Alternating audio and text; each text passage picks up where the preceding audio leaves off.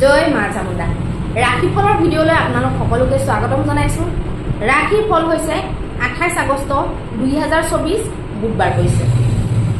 আজি দিনটোত যিসকল শিশু জন্মগ্ৰহণ কৰিব তেওঁলোকৰ হ'ব মিথুন ৰাশি। আজি আপোনালোকৰ তিথি পৰিছে কৃষ্ণপক্ষৰ দশমী তিথি। এতিয়া আহকচোন আমি প্ৰত্যেকটো ৰাশিৰ ফল জন্ম ৰাশি বা চন্দ্ৰ ৰাশিৰ আধাৰত নিৰ্ণয় কৰিম। প্ৰথমতে আহিব মেঘ ৰাশি। মেঘৰ কাৰণে কেনেকুৱা কি কথা আমি চাই লওঁ আহকচোন।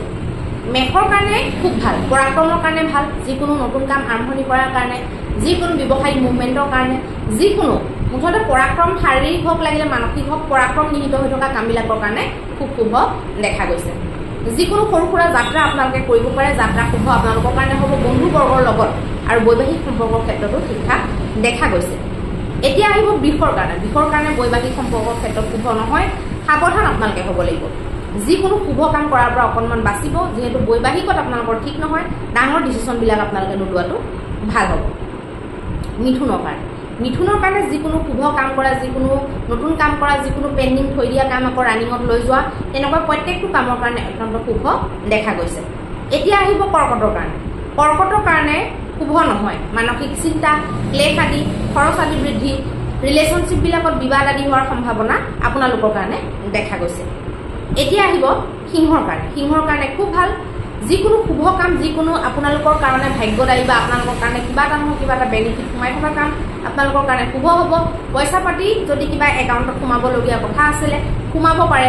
বহুত দিনৰ পৰা যদি কোনোবাই পইচা পাতি ঘূৰাই দিয়া নাই দিম বুলি ক'ব পাৰে, বা তেনেকুৱা কিবা সংবাদ আপোনালোকৰ কাৰণে আহিব পাৰে। বাকী নিজৰ পাৰ্চনেলিটিৰ কাৰণে খুব শুভ, সামাজিক আপোনালোকৰ দিশটো শুভ দেখা গৈছে, যিকোনো শুভ কাম কৰিব পাৰি। এতিয়া আহিব কন্যাৰ কাৰণে। কন্যাৰ কাৰণে যিকোনো কাগজীয়া কাম কৰা, আইন কানুনৰ লগত জড়িত কাম কৰা, যিকোনো কাৰ্যক্ষেত্ৰত সাল সলনি কৰা, নতুনত্ব আনিবলৈ চেষ্টা কৰা, মানুহৰ লগত ঘপকে কিবা ডাঙৰ মিটিং এখন পাতা, তেনেকুৱা কামবিলাকৰ কাৰণে শুভ নহয়, সাৱধান আপোনালোকে হ'ব লাগিব। এতিয়া আহিব তুলাৰ কাৰণে। তুলাৰ কাৰণে খুব ভাল, যিকোনো ভাগ্যদায়ক কাম, যিকোনো এনেকুৱা কাম যিবিলাকে নেকি আপোনালোকৰ ভাগ্য বঢ়াব, ভৱিষ্যত জীৱনত আপোনালোকক জীৱন জীয়াই থাকিবলৈ সহায় কৰিব, তেনেকুৱা প্ৰত্যেকটো কাম আপোনালোকে কৰিব পাৰে। ধৰ্ম আধ্যাত্মৰ লগত জড়িত কামবিলাক আপোনালোকে কৰিব পাৰিব। এতিয়া আহিব বৃশ্চিকৰ কাৰণে। বৃশ্চিকৰ কাৰণে শুভ নহয়, মানসিক চিন্তা, ক্লেশ আদি আপোনালোকৰ কাৰণে দেখা গৈছে। যিকোনো শুভ কাম কৰাত আপোনালোকৰ বাধা আহিব পাৰে, বা যিকোনো শুভ কাম আপোনালোকে ভবা মতে নহ'ব পাৰে। অকণমান যাত্ৰা আদি কৰাৰ পৰা আপোনালোকে বাচি থাকিলে ভাল হ'ব। এতিয়া আহিব ধনুৰ কাৰণে। ধনুৰ কাৰণে যিকোনো শুভ কাম, যিকোনো এনেকুৱা কাম যিটো নেকি আপোনালোকৰ কিবা এটা নহয় কিবা এটা ধৰক সেই কামৰ পৰা বেনিফিট ওলাব, সন্ধি টাইপৰ কাম, বৈবাহিক মীমাংসা টাইপৰ কামবিলাক আপোনালোকৰ কাৰণে শুভ দেখা গৈছে। এতিয়া আহিব মকৰৰ কাৰণে। মকৰৰ কাৰণে নতুন যিকোনো কাম কৰা, নতুন কিবা এটা ষ্টেপ লোৱা, মন্তব্য প্ৰকাশ কৰা, যিকোনো নতুন কাম ধৰক এনেকুৱা কাম যিবিলাক নেকি দীৰ্ঘদিন ধৰি লাভ দিব, আৰম্ভণি কৰা কিবা তেনেকুৱা ধৰণৰ কামবিলাক শুভ নহয়। কুম্ভৰ কাৰণে যিকোনো বুদ্ধিবৃত্তিৰ লগত জড়িত কামবিলাকৰ কাৰণে, প্ৰেমৰ সম্পৰ্কৰ কাৰণে, প্ৰেমৰ প্ৰস্তাৱৰ কাৰণে, প্ৰেমৰ মীমাংসাৰ কাৰণে, সন্তানৰ লগত জড়িত কামবিলাকৰ কাৰণে, সন্তানৰ শিক্ষাৰ দিশটো আপোনালোকৰ কাৰণে শুভ দেখা গৈছে। মীনৰ কাৰণে বৰ এটা ভাল নহয়, মানসিক টেনশ্যন, অকণমান উখল মাখল আপোনালোকৰ লাগি থাকিব পাৰে, মনটো বিভিন্ন ঠাইত আপোনালোকৰ ডাইভাৰ্ট হৈ থাকিব পাৰে, তাৰ কাৰণে আপোনালোকৰ অকণমান ব্যগ্ৰতা আৰু উগ্ৰতা আহি থাকিব পাৰে মনটোলৈ, কি কৰোঁ কি নকৰোঁ এনেকুৱা ধৰণৰ লাগি থাকিব পাৰে। কোনো ধৰণৰ ডাঙৰ কাম আপোনালোকে নকৰাটো শুভ হ'ব। এতিয়া আহিব মহা উপায়টোৰ বিষয়ে।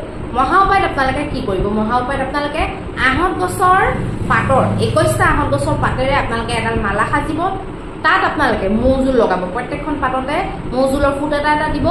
সেই আপোনালোকে আহঁত গছৰ মানে মালাডাল আপোনালোকে শিৱ মন্দিৰ বা আপোনালোকে হনুমান মন্দিৰত অৰ্পণ কৰক, বা গণেশ মন্দিৰত আপোনালোকে অৰ্পণ কৰক, আৰু গোটেই দিনটোৰ অশুভতাসমূহৰ কাৰণে এগছি আপোনালোকে ঘিউ চাকি জ্বলাই থৈ আহক, অত্যন্ত শুভ ফল লাভ কৰিব পাৰিব।